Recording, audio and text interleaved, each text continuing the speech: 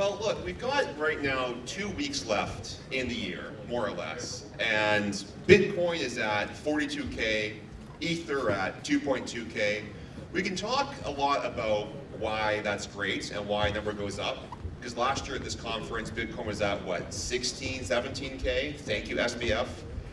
But there's a real more to it, right? There's more of a story than just the numbers. So Alex, let's start with you. Like, you see a lot of retail as well as institutional data from your exchange. Now, what is the story here, right? Bitcoin's up, that's great, but behind the scenes, what's happening? So, if you go back to the Bitcoin white paper or when the code was published 15 years ago, or when the first block was mined, a few months after that, Bitcoin's the same. It's still the 30,000 lines of code that it was 15 years ago. What's changed is the world.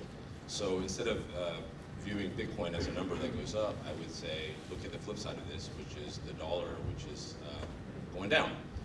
And that's not necessarily because of the 2008 financial crisis reasons. I think this is a much broader and systemic thing that's going on. But in the last 2 years, it's been accelerated by wars, unfortunately. The financial sanctions that were imposed in the aftermath of the Ukraine war both puts a lot of friction into transactions themselves, but also shake the faith in the US dollar. So I think it's more about the world becoming crazier and Bitcoin looking a little saner in comparison. So I think that's what's really going on. What do you think, Henry? Are we in a mad, mad world right now? Is that the problem? I think, I would say on a macro level, yes, but I think there's a lot of good catalysts for people in our industry or people who are adopting the tools and the assets that we have to provide. So overall, I think as mad as it is, it's a good thing. We have a lot of events happening this year that would change for our industry as well, where you have the Bitcoin halving, which everyone's looking forward to, ETH Cancun, a number of different things coming out, a lot of upgrades to a lot of protocols that make it just easier to use.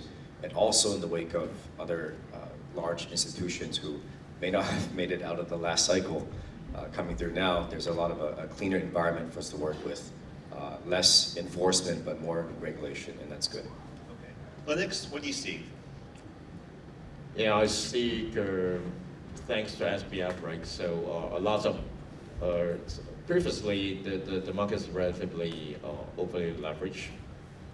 And after the big wind down, I think the current level in terms of leverage is relatively healthy. And we got a lot more narratives to as a positive catalyst, right?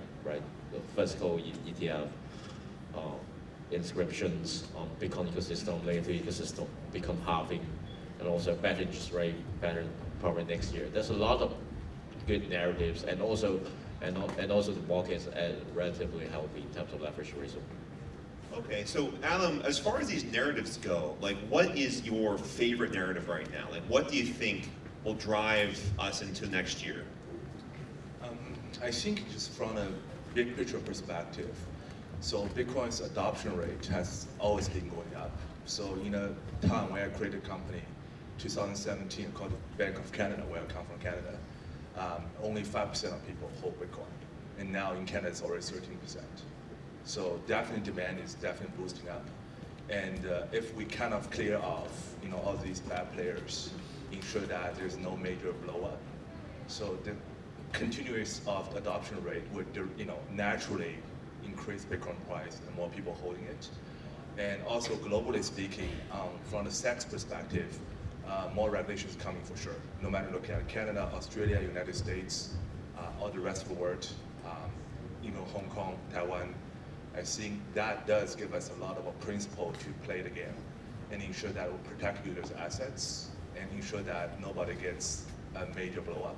I think this is very important. I think all these safety level will boost the confidence level for the high net worth individuals, institutions, and also a lot more players coming in to increase adoption rate to 20% or even higher. For sure. So Alex, you mentioned like macro factors that impact Bitcoin and crypto as a whole. And probably like the biggest macro issue for our industry is regulation. Now, about a month ago, the CEO of Binance, or ex-CEO of Binance, CZ, he pled guilty to a number of US charges. And, unlike SPF, the charges he pled guilty to involved the US government dictating who you can and can't work with around the world. And fast forward to the December, how has that changed your outlook? Because the US still is the world's dominant institution and country and market, right? And stablecoins are largely dollar-based. Yet we're here in Taiwan, and we're not in the US, yet we still have to think about US rules. So how has this post-CZ market impacted your business? Well, we've always, in the past 10 years of operation, tried to anticipate where regulations would go, and as Wayne Gretzky would say, ski to there, perhaps a bit more forehand. With respect to the actual events of November, whether it's SBF sentencing or his conviction rather, or CZ's plea, I guess the real question for all of us, not just the exchanges, is do we prefer to live in a world ruled by law or by man? And I think the example here is Satoshi himself. I mean, theoretically, he's a Japanese fellow, but we've never seen him. And after the code was published, we've never heard from him. To my knowledge, the UTXOs have not moved, right? So I think that's a really high bar to set, which is to speak with your actions and the impact that you've made on the world instead of you yourself as a person. I think in the last 10 years, but in the past 5 years in particular, I think there's been too many personalities. And we're humans, we all have personalities, but I think that as we move forward, I would prefer to see less personas doing the talking, I suppose, and more, all of us, the market, and fair rules that regulate our interactions. So, in summary, I think it's positive. So, less crypto Twitter, more markets working? I mean, yeah, exactly. So less of that, like I said, personality-driven stuff. I mean, look, so the owner of Twitter, now X, I suppose, I think he's a pretty good example. His rockets and his cars work pretty well, and I think that speaks well to his last 20 years. His last 1 year of owning Twitter, maybe less so. So I think that drives home my point, I guess. What do you think, Henry? I think a number of the points Alex made actually very valid. Like the number of hero stories we've seen, and to the credit of many of the builders and founders, they deservingly so have these hero stories and this kind of mob of users that follow them and follow what they say. But I think the industry is shifting. I think there are a number of different products and use cases being built that don't require that. I think we let the technology, the science speak for itself, let the users have better products that we can provide for them, get the ability to, whether it's investing or whether it's just changing the way they live, the way they play, by using cryptocurrencies, by using the technology we build. So yeah, I would definitely agree with what Alex said on that. For sure. So Lennix, you guys are definitely compliant with rules here in Asia, right? And there are some excellent rule sets in Singapore and Hong Kong, Japan, and so on and so forth. So what's the view like here from Asia, right? Like, are people here sick of having to abide by US rules and want to, have their own localized rules? Or do they know that they have to play around with the world rules? The US rule is obviously makes influential. I mean, not the rule, but at least the stance and the direction has great impact to not just our business model, but also the direction of the other regulators as well. The only difference is the APEC-related regulators normally have a clear-cut rules, a clear-cut do's and don'ts. So despite the fact that, I believe this CoinDesk article talking about, basically the APEC hub is normally crypto friendly, but not necessarily crypto easy. The rules are difficult, but the good thing about it is it's clean. It's clean cut. Yeah. There are rules though. It's important. There are rules. Yeah. There are rules, and we expect that.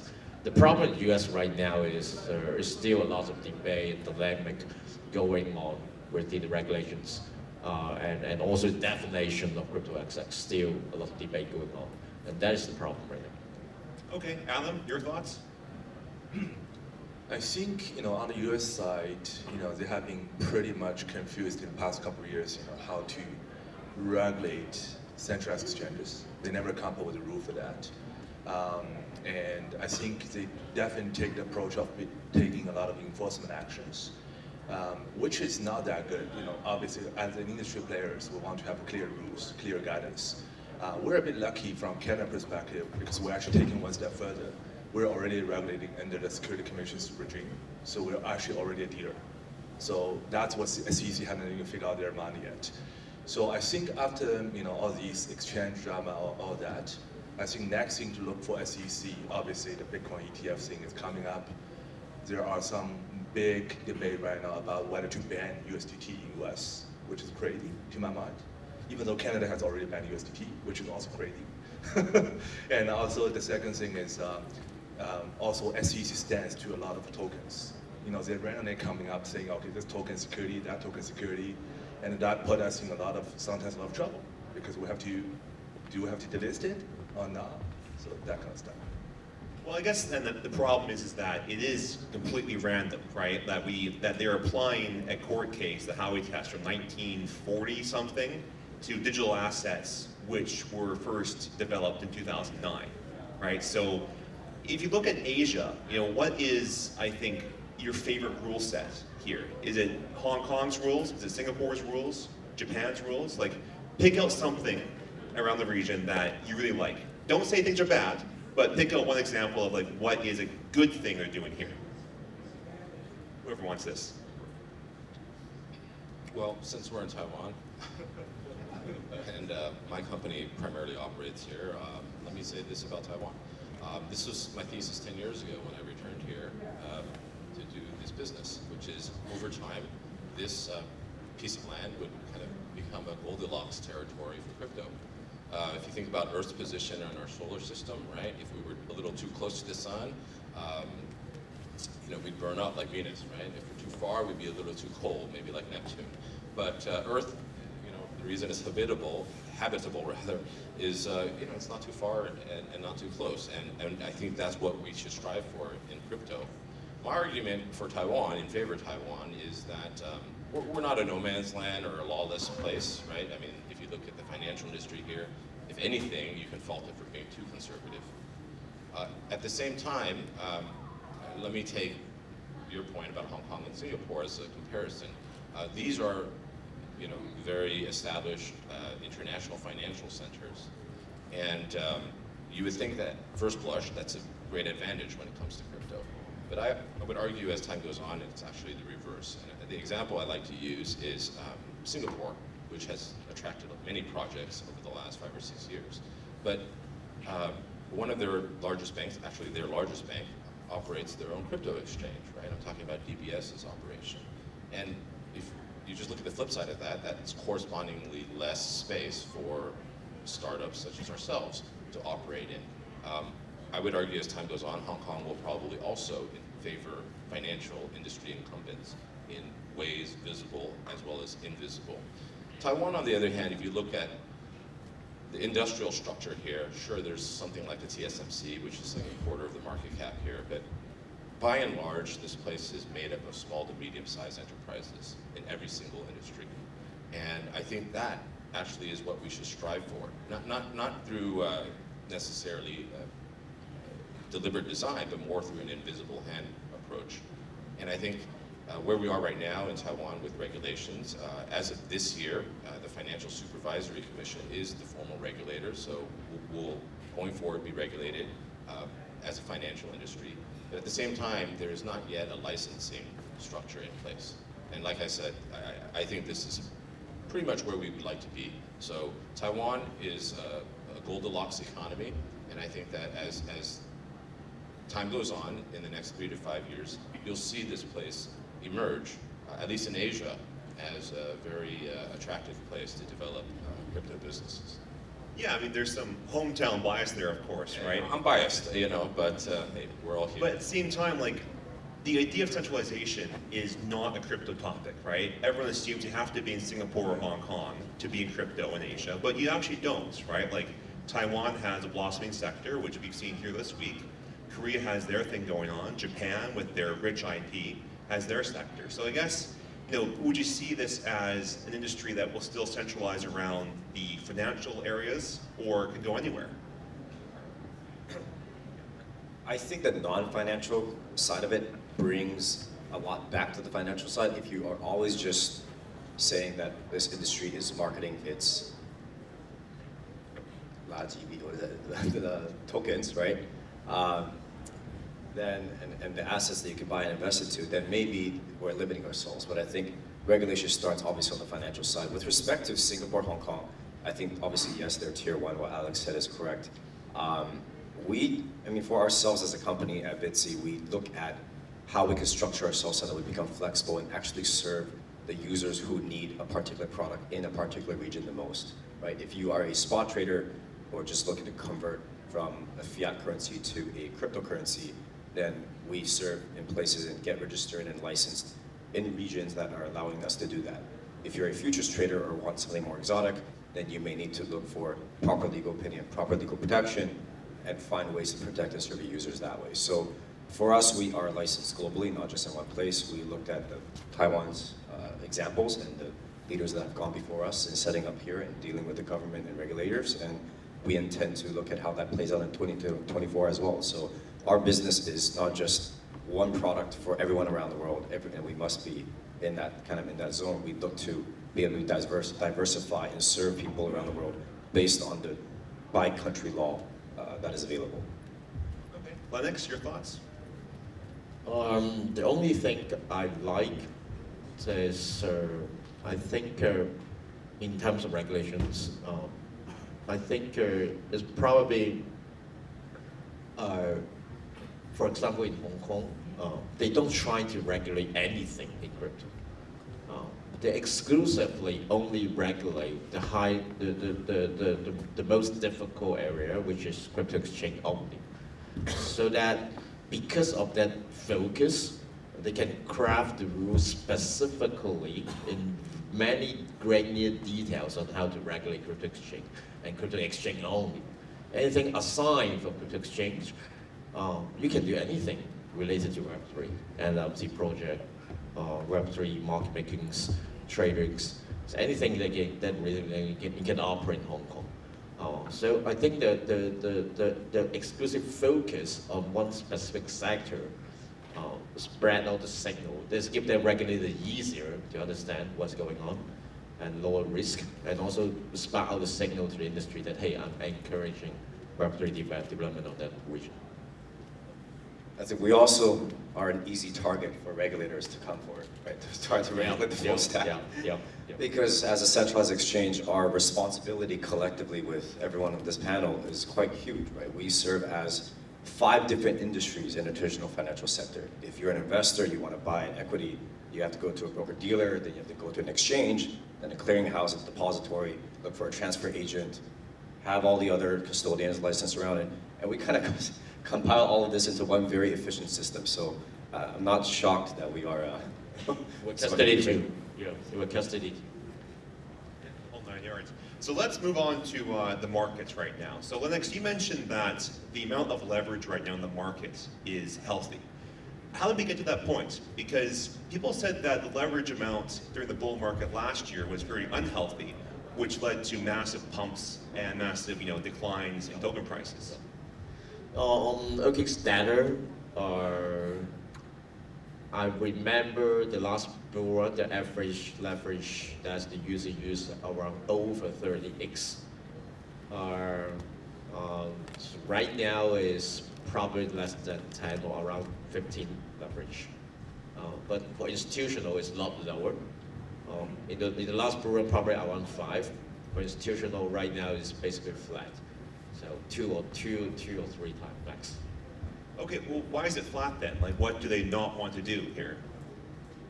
I think the general risk tolerance on traders or institutional, even retail users, a lot more prudent in terms of usage of leverage. And also a lot more other tools, for example, a lot of derivatives tools, options that has helped them to add leverage. And also we can see a lot more users is they're not trading directly, but they're using trading bar to assist for their trading And normally, those kind of trading bots have generate lower leverage than the ordinary users. Okay, so that's actually a good point because we talk a lot about like this AI, boom right now. And one aspect of that would be bots and trading bots. Now, how would that impact the market, do you think? How would it look like if in a year everyone had a bot on their side that was crunching data like crazy and helping them trade? You want to start, Adam?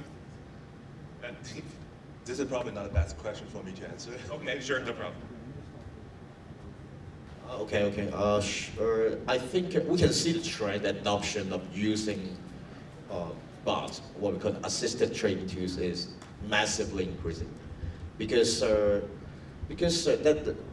bot is just one word, but actually there's a different kind of category, from fully automated to semi-automated, for kind of like a market timing assisted trading bots, and also with the help of a ChatGPT that everyone can actually generate code by purely trading idea.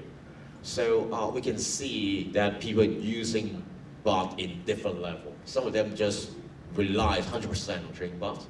Some of them are picking their market timing. They have general view on bullish and bearish in a relatively short-term period, but they would not go long or short immediately. They rather than rely on using trading bots that focus on particular duration. So a lot of users using grid bot, for example, but before they have a bullish view first, then they click a button called bullish in terms of grid bot. Thank you.